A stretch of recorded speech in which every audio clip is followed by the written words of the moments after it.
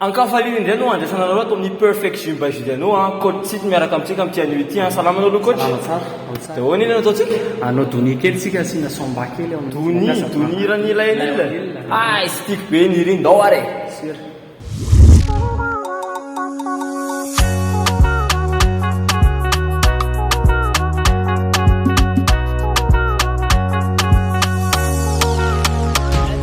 Tsy nianina fantarako anao feno fahatsoragna mpinamagna tsy ny fankafo ny fankatia ho ny ataonao mafaninandao mampahianay mitondra fakampagna loatra ny kababo zaho mamamia adonia aza tao anio koa fofoko efa torotoro miangavianao koa za dunia mahitanao mitsika begna jiaby miorohoro tsy tiako rava manamako anao na ny fiaragna ny lamigna tsisy wawawa sady ny fagnampy atsika re fiainanao miresaka lovy aminao sanganeagna zaho tsy haiko navaly anao zako atia adonia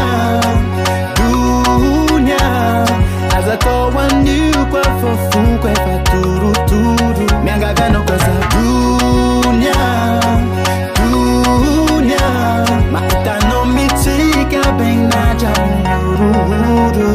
miteny barano kolovyo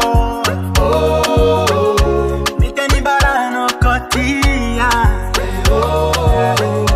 miteny barano kolovyo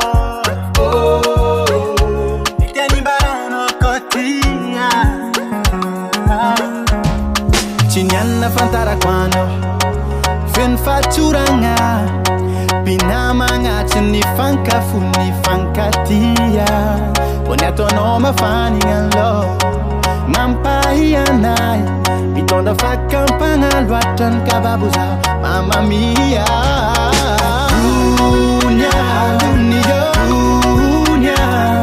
aza tao anio koa fofoko efa torotoro miangavianao koa za dunia mahitanao mitsika begna jiaby miorohoro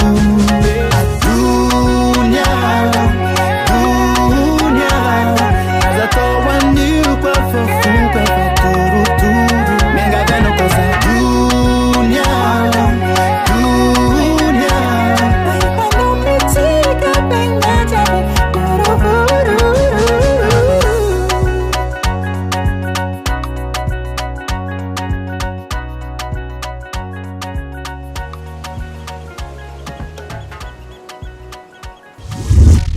Donia ira mahafinaritra be an'ilay anilany rahantsika niaraka tamin'ny coach Tsito tamin'ny samba igny tena hoe fandizana tena mampazaka sipy reny ry tovolahy dia aza dino ny fotoanantsika ato amin'ny perfect gym by Julie anao.